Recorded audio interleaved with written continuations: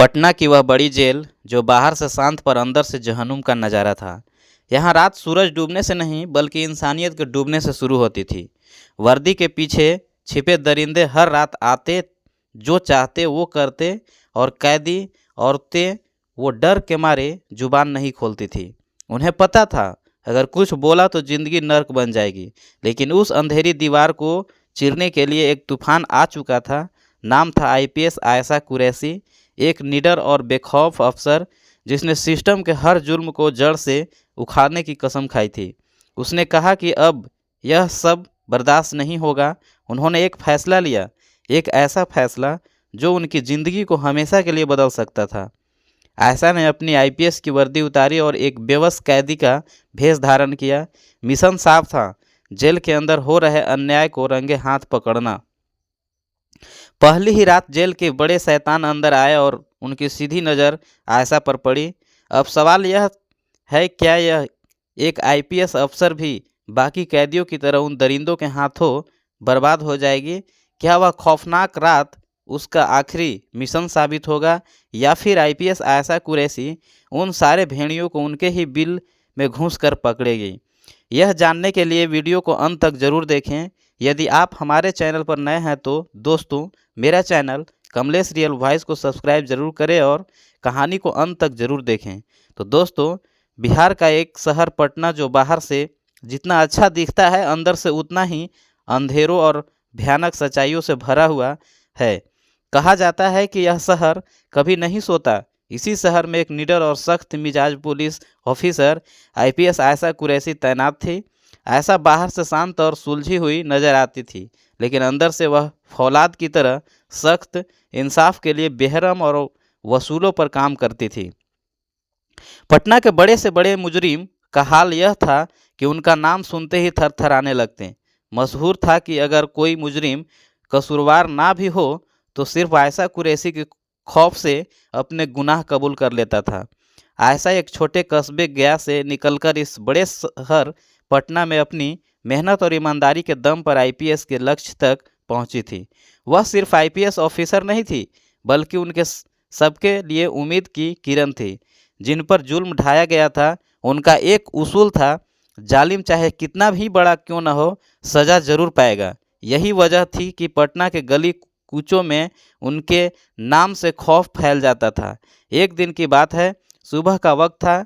IPS Ayesha Qureshi अपने office के cabin में बैठी चाय पी रही थी और सामने पड़े ताज़ा अखबार की सुर्खियां पढ़ रही थी कि अचानक दरवाज़ा खुला। अंदर आया एक हल्की सी घबराहट में डूबा हुआ जेल का मुजालिम रवि, जो पटना महिला जेल में किचन असिस्टेंट और सफाई के काम पर मामूर था। रवि का चेहरा पीला पड़ा हुआ था। वे हिचकिचाते हुए बोला, मैडम, मुझे आपसे एक ज़रूरी बात करनी है। आयशा ने अखबार मेज पर रखा, चाय का कप हल्के से साइड पर किया और संजीदगी से बोला, हाँ रवि, कहो क्या बात है। रवि ने खौफदा लहजे में कहा, मैडम, पटना जेल में महिला कैदी महफूज नहीं है, सुरक्षित नहीं है। रातों को उनके साथ बहुत बुरा सलूक किया जाता है, उन्हें डराया धमकाया जाता है और उनका इस्तेमाल किया जाता है। आयशा कुरैशी के चेहरे पर गहरी निराशा छा गई। उन्होंने सख्त लहजे में कहा, तुम्हें अंदाजा है कि तुम कितना संगीन इल्ज़ाम लगा रहे हो? रवि की आवाज़ कांप रही थी। जी मैडम, मगर मैं सच बोल रहा हूँ। जो पुलिस वाले दिन में ड्यूटी करते हैं, वही रात को महिलाओं कैदियों के साथ जुल्म करते हैं। वो उन्हें डराते हैं और उनकी मजबूरियों का फ़ायदा उठाते हैं। आयशा की आंखों में गुस्से की चमक उभर आई। क्या तुम्हारे पास इसका कोई सबूत है? रवि ने गहरी सांस ली और बोला, मैडम, मैंने सब कुछ अपनी आंखों से देखा है, लेकिन मेरे पास ना सबूत है और ना जमा करने का हिम्मत। अगर मैं आवाज़ उठाता तो शायद आज जिंदा ना होता। इसलिए मैं आपके पास आया हूँ, क्योंकि मुझे आप पर भरोसा है। आयशा कुछ देर के लिए खामोश हो गई, उनके माथे पर पसीना हो गए। रवि, जब मैं पिछले हफ्ते जेल के दौरे पर गई थी तो किसी भी कैदी औरत ने शिकायत क्यों नहीं की? रवि ने नज़रें झुकाकर कहा, मैडम, वो सब खौफ के साए में जीती हैं। उन्हें धमकाया जाता है कि अगर जुबान खोली तो उनका ऐसा अंजाम होगा जिसका वो कल्पना भी नहीं कर सकती। आयशा ने अपनी कुर्सी से उठकर खिड़की की तरफ देखा। लम्हा भर की खामोशी के बाद उनका लफ्ज फौलाद की तरह सख्त हो गया। रवि, तुमने बहुत हिम्मत दिखाई है, अब मेरी बारी है। आज ही शाम को बिना कोई सूचना दिए मैं खुद जेल का दौरा करूंगी। आयशा कुरैशी एक शाम पटना महिला जेल के गेट पर पहुंची। कागजी कार्रवाई, रस्मी सलामी और प्रोटोकॉल के बीच इंस्पेक्टर ने बड़ी मुस्तैदी से उन्हें हर कोना दिखाया। रजिस्टर में कोई कमी नहीं थी और बाहर से देखने पर जेल बिल्कुल एक मॉडल की तरह लग रही थी। लेकिन आयशा के तजुर्बाकार दिल को मालूम था कि असल चेहरा हमेशा उन दीवारों के पीछे छुपा होता है जहां आम निगाहें नहीं पहुंच सकती। उन्होंने कैदी को अलग अलग कमरे में बुलाकर उनसे बातचीत की, मगर हर सवाल का जवाब सिर्फ खामोशी था। किसी की आंखें नीचे झुक जाती, किसी के होठ कांपते, मगर सच्चाई बाहर नहीं निकलती। खौफ, थकान और एक अजीब सी बेबसी का बोझ हर चेहरे पर लिखा था। आयशा ने फौरन महसूस किया कि यह वह खामोशी है जो हजारों चीखों से ज़्यादा खौफनाक होती है। जब तक उन कैदियों को यह यकीन न दिलाया जाए कि उनकी हिफाजत कोई कर रहा है, तब तक वह अपनी जुबान नहीं खोलेंगी। अगले दिन आयशा अपने केबिन में बैठी थी। सामने फाइलें खुली थी, मगर उनकी नज़रें कैदी बहनों में गुम थी। उनके चेहरे पर वही सवाल बार बार उभर रहा था, सच को सामने कैसे लाया जाए। यह सवाल ही उनके लिए फैसला बन गया था। उन्होंने अपनी ज़िंदगी का सबसे बड़ा और ख़तरनाक कदम उठाने का सोच लिया। वह जानती थी कि अब वक्त आ गया है पर्दा हटाने का, चाहे इसके लिए अपनी जान को दांव पर क्यों न लगाना पड़े। उन्होंने अपने काबिल और भरोसेमंद इंस्पेक्टर को बुलाकर शांत मगर मजबूर लहजे में कहा, आज रात मैं खुद एक कैदी का रूप धारण कर अंदर जाऊंगी। ना वर्दी होगी, ना पहचान, ना कोई सूचना। तभी तो असल हकीकत सामने आएगी। और फिर वो रात आई, वही काली रात जिसने न सिर्फ आयशा कुरैशी की ज़िंदगी को हिला कर रख दिया, बल्कि इंसानियत, कानून और इंसाफ के सबसे बड़े चेहरे को उनके सामने बेनकाब कर दिया। तारीख थी 18 मार्च, जुम्मा का वक्त था। रात के 9 बजे का पटना की जेल में एक अजीब घुटन फैली हुई थी। हवा में नमी थी, जैसे सांस लेना भी मुश्किल हो। जेल के अंदर पुलिस सोए थे और कुछ जगे हुए अपनी ड्यूटी पर थे। कहीं कोई लापरवाही से एक सिगरेट के धुएं में खोया हुआ था, कहीं महज दिखावे की निगरानी हो रही थी, और कहीं ताकत के नशे में डूबे वर्दी वाले अपने वर्दी का गलत इस्तेमाल कर रहे थे। इन्हीं हालात में आयशा ने एक ऐसा कदम उठाया जिसके लिए फौलाद का दिल चाहिए। उन्होंने आम कैदियों के कपड़े पहने, चेहरे पर घूंघट नुमा दुपट्टा डाल लिया और एक फर्जी पहचान के साथ पटना महिला जेल के अंदर कदम रख दिया। यह मिशन उनके लिए बिल्कुल अंधेरे में अकेले चलने जैसा था। न सरकारी हिफाजत, न पहचान कार्ड, सिर्फ एक फर्ज था और यह ईमान कि अगर सच सामने आया तो इंसाफ मर जाएगा। रात के 10:30 बजे वह जेल के उस हिस्से में पहुंची जहां महिला कैदियों को अलग अलग कमरों में रखा जाता था। वहाँ की सज़ा आम दुनिया से बिल्कुल अलग थी। दीवारों पर नमी के धब्बे, बदबू से भरी हवा, कैदियों की दबी दबी सिसकियाँ और बीच बीच में गालियों और लाठियों की आवाज़ें। आयशा ने जो मंजर देखे वह किसी भी मजबूत इंसान का दिल दहला देने के लिए काफ़ी थे।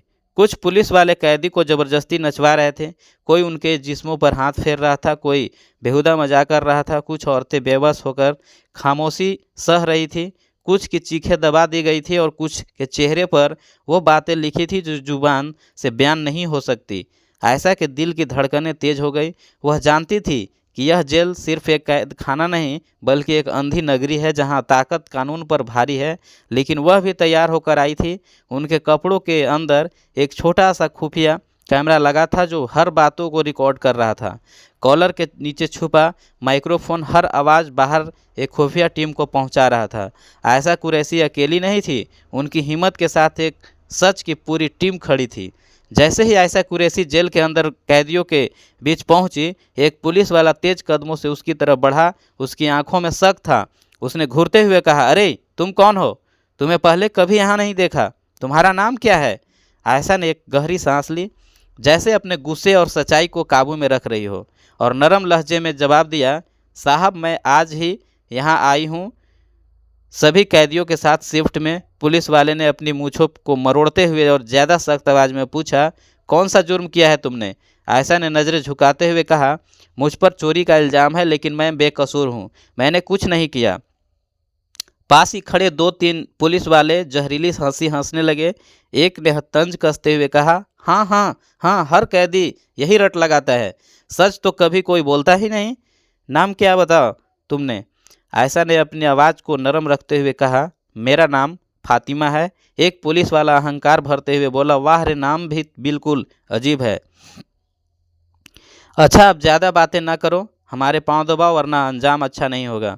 आयशा ने उसकी आंखों में आंखें डालकर फौलादी लहजों में कहा, साहब, मैं यहाँ अपनी सज़ा भुगतने आई हूँ, आपकी सेवा करने के लिए नहीं आई हूँ। जब तक इल्ज़ाम साबित नहीं होता मैं महज एक आम लड़की हूँ, गुलाम नहीं। यह बात सुनते ही माहौल में तनाव फैल गया। एक पुलिस अफसर का खून खौल उठा। वो गुस्से से चीखा, जुबान ज़्यादा चल जाती है, जो कहा जाए वो कर, वरना ऐसी कोठरी में डाल दूंगा कि ज़िंदगी भर रोती रहेगी। आयशा ने अपने लहजे और मजबूत किया और जैसे डर के तमाम दरवाजे उसके लिए बंद हो गए हों। मैं डरने नहीं आई, मैं यहाँ अपने ऊपर लगे झूठे दाग को धोने आई हूँ।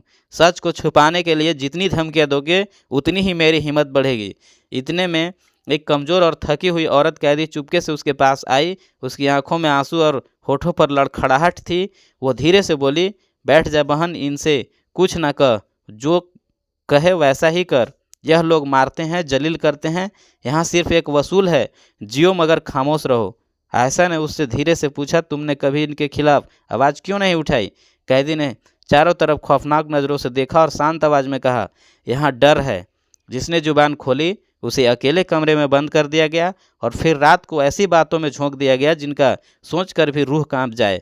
उसी लम्हे एक पुलिस अफसर ने आगे बढ़कर आयशा का बाजू पकड़ा और सख्त लहजे में कहा, बहुत हो गया, अब तुझे ऐसे कमरे में ले चलता हूँ जहाँ तेरा सारा गुरूर खाक में मिल जाएगा।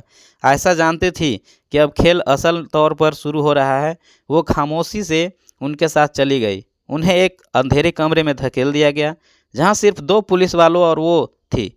दरवाज़ा अंदर से बंद कर दिया गया। एक अफसर ने कड़क आवाज़ में कहा, अब बता तू असल में कौन है, इतना शोर क्यों मचाती है? आजकल की लड़कियां खुद को शेरनी समझने लगी है।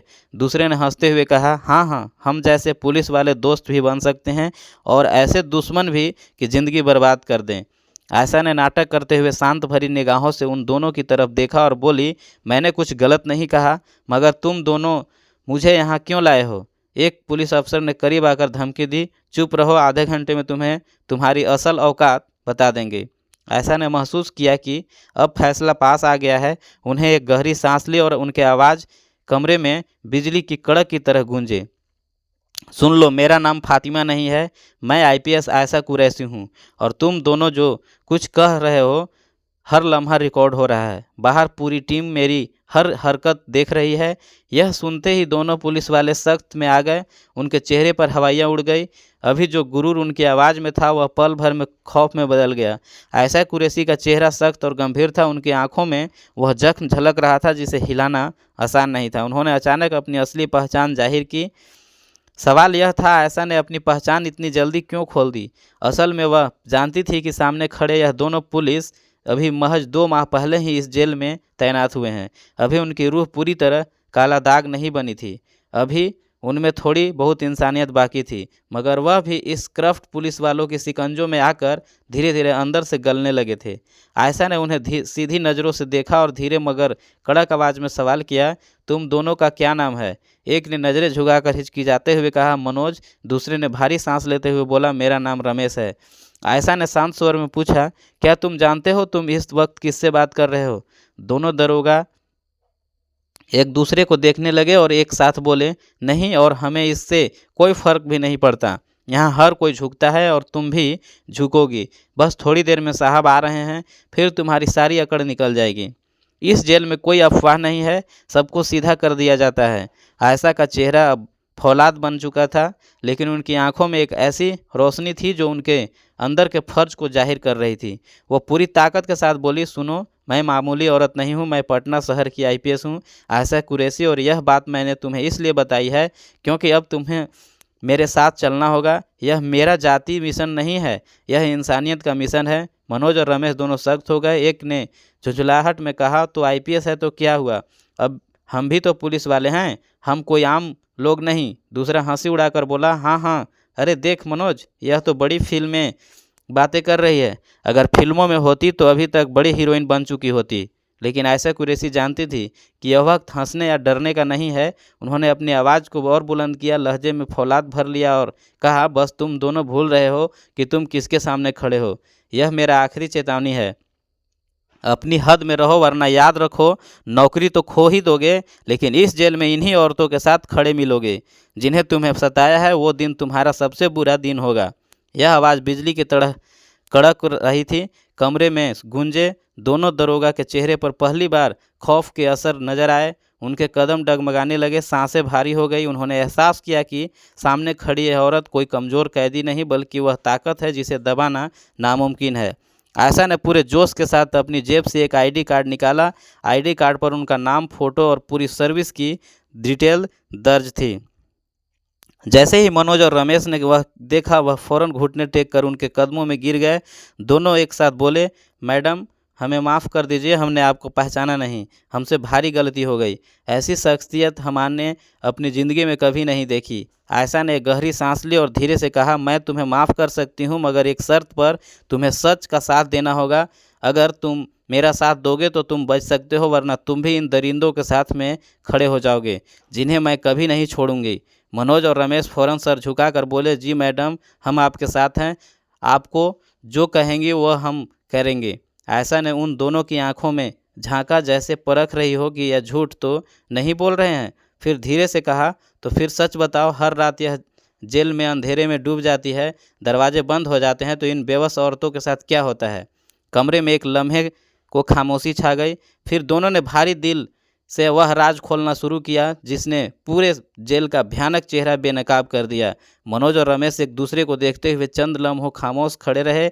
उनके चेहरे पर खौफ और पसीने की मिली जुली लकीरें उभर रही थी। फिर जैसे बंद लबों से पसीना टपक पड़ा, उनकी एक एक करके वह सब कुछ उगल दिया जो आयशा ने सुनने की उम्मीद भी नहीं की थी। रात के अंधेरे में किस तरह औरतों को उनकी कोठरियों से निकाला जाता है, किस तरह वर्दी पहनने वाले ही हिफाजत नहीं करते बल्कि वह दरिंदे बन जाते हैं, किस तरह जिस्म और ज़बरदस्ती उनके साथ किया जाता है जिन्हें बयान करते हुए भी रूह कांप उठे, और किस तरह यह सब और अफसरों की मिली भगत से छुपाया जाता है, फाइलों में झूठी रिपोर्ट भरकर सब कुछ दबा दिया जाता है। आयशा कुरैशी का चेहरा गुस्से से लाल हो गया। उनकी आंखों में वह आग भड़कने लगी जिससे बड़े बड़े जुर्म पेशा कांप जाते थे। अब उन्हें यकीन हो गया कि सामू जेल का किचन असिस्टेंट जो बताया था वह कोई अफवाह नहीं बल्कि नंगी सच्चाई है। उन्होंने जेब से एक छोटा सा वीडियो कैमरा और माइक निकाला और दोनों दरोगा की तरफ बढ़ाते हुए ऊंची आवाज़ में कहा, यह अपने पास रखो। आज से हर पल हर लम्हा रिकॉर्ड होता रहेगा। जो कुछ भी यह अंधेर नगरी में होता है वह दुनिया के सामने लाना है। मनोज और रमेश हिचकिचाए, उनके हाथ लड़क गए, लेकिन आयशा ने उनके हाथों में झांक कर देखा और शांत भरा आवाज़ में कहा, डरने की ज़रूरत नहीं, तुम दोनों नए हो, तुम्हारा दामन अभी साफ है। अगर आज तुम सच का साथ दोगे तो कल तुम्हारा ज़मीर तुम्हें सलाम करेगा। दोनों ने हैरानी से पूछा, मैडम आपने हमें इतनी बारीकी से कैसे पहचाना? आयशा हल्की मुस्कुराहट के साथ बोली, जब भी मैं किसी मिशन पर आती हूँ, दुश्मन के साथ साथ अपने साथियों को भी पूरी खबर रखती हूँ। तुम्हें तुम्हारे नाम, पहचान, यहाँ तक कि तुम्हारे घर वालों तक की इन्फॉर्मेशन मेरे पास है। अब मनोज और रमेश पूरी तरह आयशा के साथ थे। वो कैमरा और माइक लेकर जेल के उन स्याह हिस्सों में पहुँचे जहाँ रात डूबते ही इंसानियत को नोचा जाता था। उन्होंने सब कुछ कैद कर लिया, कैदी औरतों की दबी चीखें, दरिंदे वर्दी वालों की हंसी, उनके बेहुदा हरकतें, वो जुल्म जो बरसों से छुपा था। सुबह होने से पहले आयशा खामोशी के साथ जेल से बाहर निकल आई। किसी को कानों कान खबर तक ना हुई। अगली सुबह हेडक्वार्टर से के कॉन्फ्रेंस हॉल में जब उन्होंने वह वीडियो सबूत पेश किए तो पूरे महकमे में सन्नाटा छा गया। बड़े से बड़ा अफसर सख्त में आ गया। फ़ौरन एक स्पेशल टीम बनी। रात के अंधेरे में जुल्म करने वाले वर्दी कानून के रखवाले को रंगे हाथों पकड़ो गए। उनकी वर्दी उतरवा दी गई, नौकरियां खत्म कर दी गई और दर्जनों मुकदमे दर्ज किए गए। आयशा कुरैशी का यह कदम पूरे पटना पुलिस डिपार्टमेंट में गूंज उठा। वो एक मिसाल बन गई कि अगर इरादा पक्का हो तो सबसे ताकतवर निजाम को भी हिला कर रख दिया जा सकता है। कैदी औरतें दौड़ती हुई आई, उनके कदमों में गिर गई, आंखों में आंसू और लबों पर शुक्रिया मैडम, आपने हमें जहन्नुम से निकाला है। हम बरसों से चीखते रहे, कोई नहीं सुन रहा था, लेकिन आज हमें इंसाफ मिला। उसी वक्त एक पुलिस अफसर भी आगे बढ़ा। उसने आयशा के सामने झुक कर कहा, मैडम, आपने वो कर दिखाया जो आज तक कोई नहीं कर सकता था। तो दोस्तों, अगर कहानी अच्छी लगी हो तो प्लीज़ हमारे चैनल कमलेश रियल वॉइस को सब्सक्राइब करें और वीडियो को एक लाइक ज़रूर करें। धन्यवाद।